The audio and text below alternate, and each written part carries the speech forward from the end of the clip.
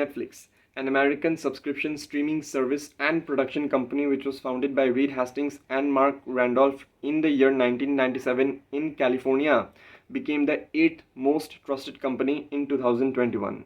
It is 115th in Fortune 500 and stands at the position of 219 in Forbes Global 2000.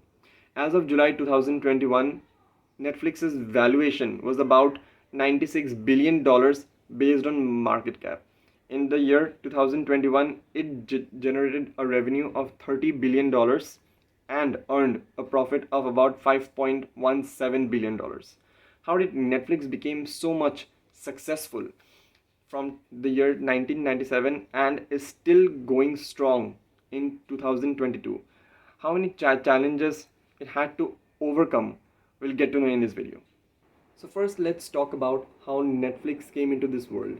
Netflix was founded in 1997 by Reed Hastings, who was a computer scientist and a mathematician, and Mark Randolph, who was the co-founder of a company known as Micro Warehouse. Netflix mainly comes from these two words, net, which means the internet, and flix, which comes from the word flick, which means movies. Now, people at the time in America, particularly like in 1980s and 1990s, used to watch movies at home by buying or renting cassettes, and so companies like Blockbuster became immensely popular in America. Reed Hastings and Mark Randolph were both very impressed by Amazon and its business model, and so they wanted to start something of their own like Amazon, but Reed came up with the idea of selling DVDs online.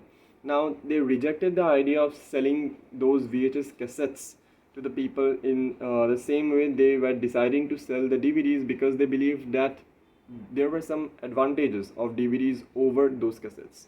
Firstly, they were sturdy, they were economical, and they were also lightweight. But as compared to them, the VHS tapes were a bad idea because they were not only too delicate to ship but also too expensive to stock. They first tested by delivering a DVD through mail to Reed Hastings' house, and after it worked, after it reached their intact, they started it for commercial purpose. So Reed Hastings was the first investor of his own company. He invested like $2.5 million into this company, and it started with only 30 employees and 925 movie titles. After working tirelessly for 2 years, Jeff Bezos, who was the founder of Amazon, offered $14 to $16 million to both of them for acquiring Netflix. But eventually, Reed Hastings rejected this offer. After that, in 1999 only, they first introduced the monthly subscription model, but it was dropped again in 2000 because they both wanted the customer to have or to rent the DVD for as long as he or she wants and not like for a time bound period. In September of the year 2000, Reed Hastings offered the then CEO of Blockbuster, John Antioco, to buy off Netflix for a whopping $50 million, and even offered them that his Netflix team would like to manage his online team. But John laughed off this offer and even rejected because he was thinking it was a joke.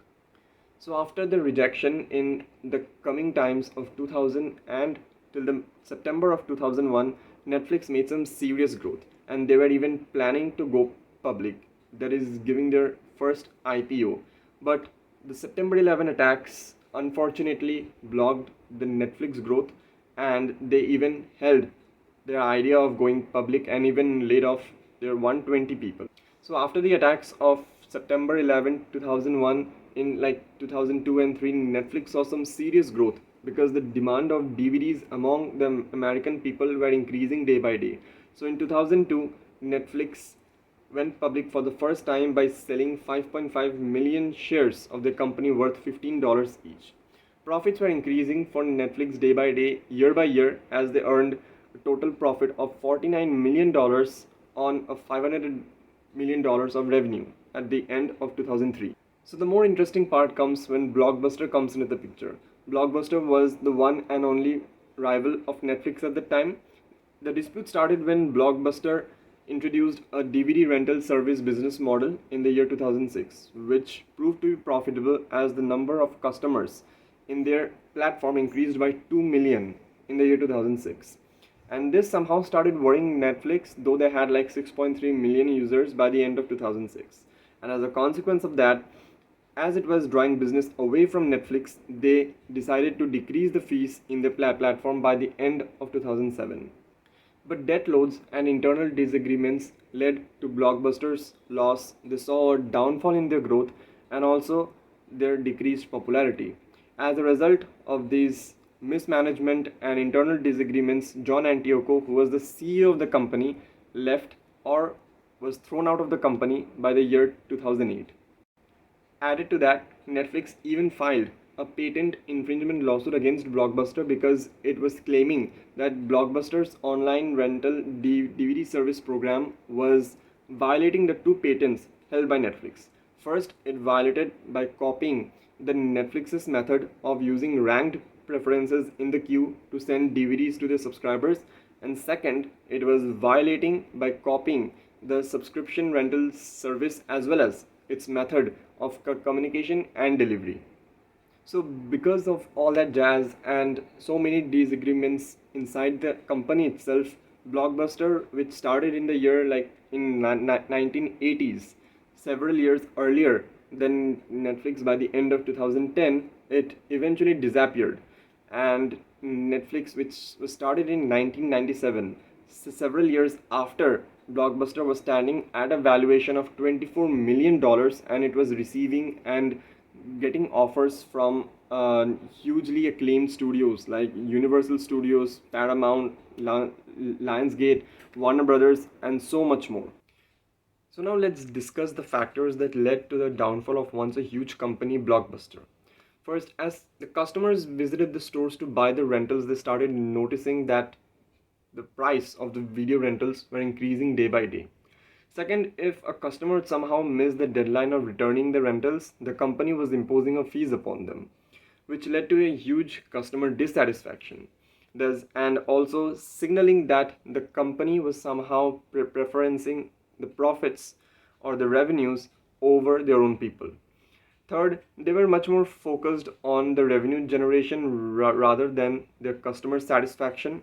Fourth, they were also undermining innovation in their own part, and they even rejected and laughed upon the strategy that was imposed by Netflix upon their platform, though their customer satisfaction were increasing day by day.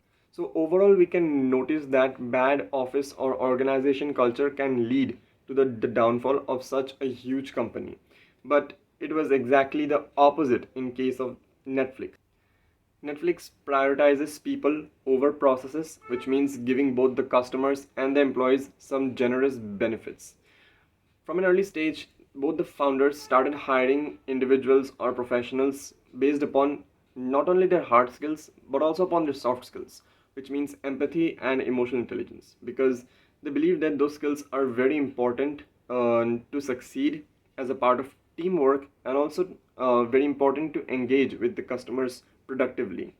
They focused upon the brutal honesty and the open communication among the employees and also among the management. They also focused on innovation and the adaptation to modern age, which is one of the major factors that led to the success of the Netflix all over the world. Netflix over the years continued becoming more and more popular among the audience in the whole world regarding their at-home entertainment. They first started expanding in Europe in 2012, starting from UK and Ireland, then to Denmark, Norway, and Sweden, and then to the rest of the world. In the case of India, Netflix India was first launched in the month of January in the year 2016, and from then on, numerous shows and movies from all over the country have been released on Netflix. Most of the popular TV shows and movies like Stranger Things, Dark, Hellbound, Squid Game, Breaking Bad have been released on Netflix, which have been watched by millions of users for billions of hours. As the case of 2022, though the number of users in Netflix have decreased by more than 1 million, and which has again renewed the investor interest in Netflix, but regardless of that, the future still looks bright for Netflix. So this is how Netflix became the synonym for our at-home entertainment, starting from 1997 by two people, Reed Hastings and Mark Randolph, and still going strong in 2022. If you found this video helpful and informative, make sure you like this video, and I will see you in the next one.